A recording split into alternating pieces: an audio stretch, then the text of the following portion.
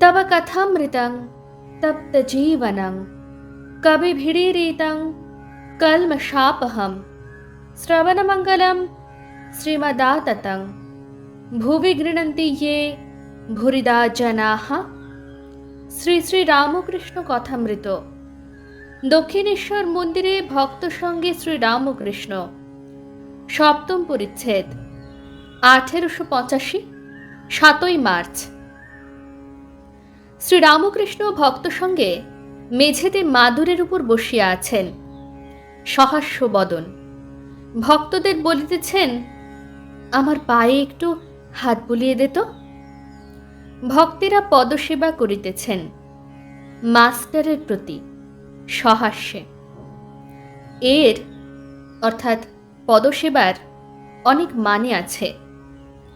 আবার নিজের হৃদয়ে হাত রাখিয়া বলিতেছেন, এর ভিতর যদি কিছু থাকে, পদসেবা করলে অজ্ঞান অবিদ্যা একেবারে চলে যায়। হঠাৎ শ্রীরামকৃষ্ণ গম্ভীর হইলেন, যেন কি গুহ্য কথা বলিবেন।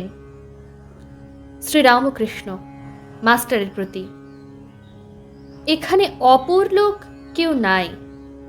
সেদিন হরিশ কাছে ছিল, দেখলাম খোলটি অর্থাৎ দেহটি ছেড়ে সচ্চিদানন্দ বাহিরে এলো। এসে বললে, আমি যুগে যুগে অবতার। তখন ভাবলাম, বুঝি মনের খেয়ালে ওই সব কথা বলছি। তারপর চুপ করে থেকে দেখলাম, তখন দেখি আপনি বলছে, শক্তির আরাধনা চৈতন্যও করেছিল। ভক্তেরা সকলে অবাক হইয়া শুনিতেছেন। কেহ কেহ ভাবিতেছেন, সচ্চিদানন্দ ভগবান কি শ্রী রামকৃষ্ণের রূপ ধারণ করিয়া আমাদের কাছে বসিয়া আছেন? ভগবান কি আবার অবতীর্ণ হইয়াছেন? শ্রী রামকৃষ্ণ কথা কহিতেছেন, মাস্টারকে সম্বোধন করিয়া আবার বলিতেছেন, দেখলাম পূর্ণ আবির্ভাব, তবে সত্যগুণের ঐশ্বর্য। ভক্তেরা সকলে অবাক হইয়া এই সকল কথা শুনিতেছেন। শ্রী রামকৃষ্ণ মাস্টারের প্রতি, এখন মাকে বলছিলাম, আর বকতে পারি না। আর বলছিলাম, মা, যেন একবার ছুঁয়ে দিলে লোকের চৈতন্য হয়। যোগমায়ার এমনই মহিমা, তিনি ভেলকি লাগিয়ে দিতে পারেন। বৃন্দাবন লীলায় যোগমায়া ভেলকি লাগিয়ে দিলেন। তাঁরই বলে সুবল কৃষ্ণের সঙ্গে শ্রীমতীর মিলন করে দিয়েছিলেন। যোগমায়া তিনি আদ্যা শক্তি, তাঁর একটি আকর্ষণী শক্তি আছে।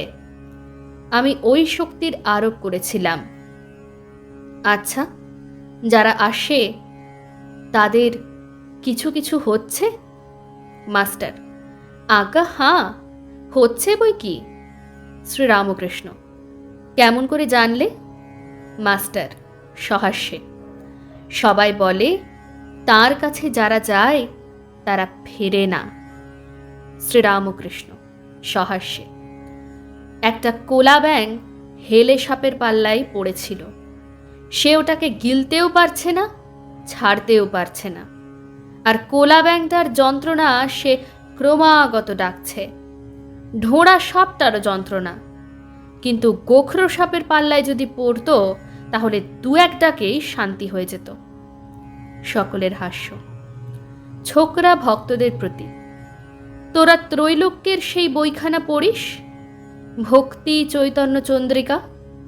তার কাছে একখানা চেয়ে নিস না, বেশ চৈতন্যদেবের কথা আছে। একজন ভক্ত, তিনি দেবেন কি? শ্রীরামকৃষ্ণ সহাস্যে, কেন?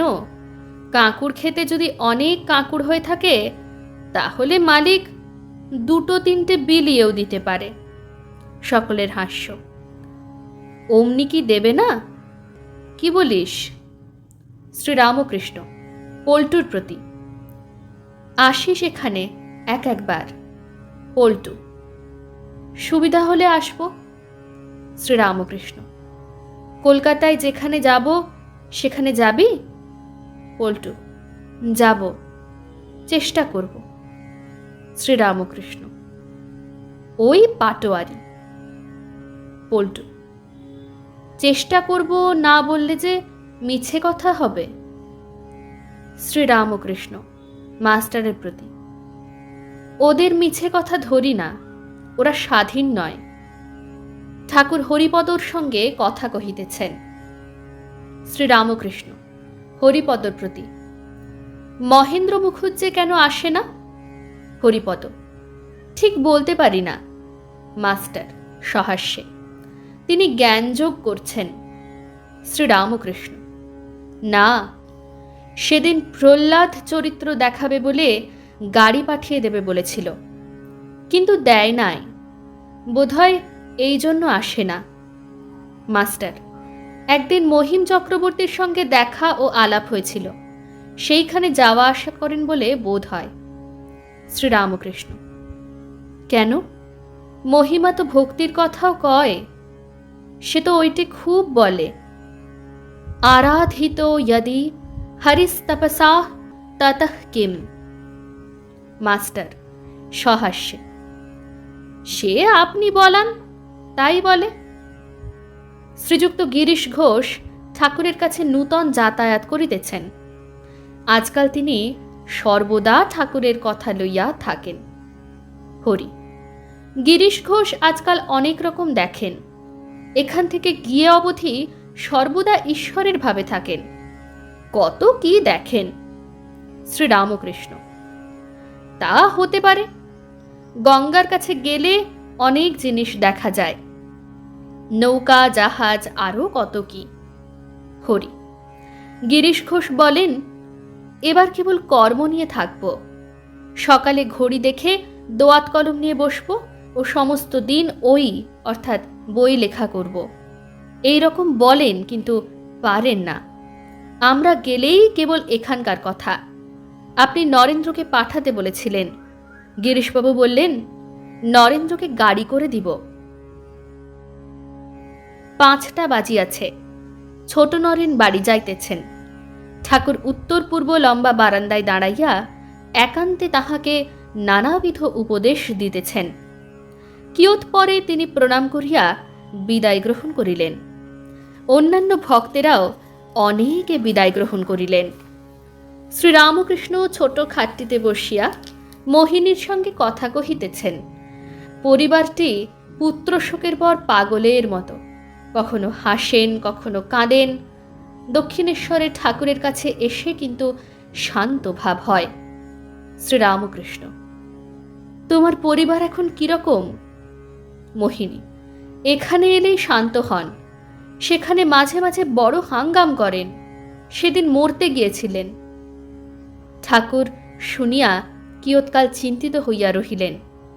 মোহিনী বিনীতভাবে বলিতেছেন, আপনার 2-1টা কথা বলে দিতে হবে।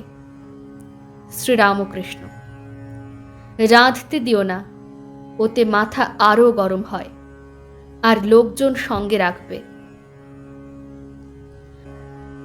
ওং নিরঞ্জনং নিত্যম অনন্তরূপম ভক্তানুকম্পাধৃত বিগ্রহং বৈ ঈশাবতারং পরমেশমিড্যং তং রামকৃষ্ণং শিরসা নমামঃ। শ্রীরামকৃষ্ণ अर्पणमस्तु।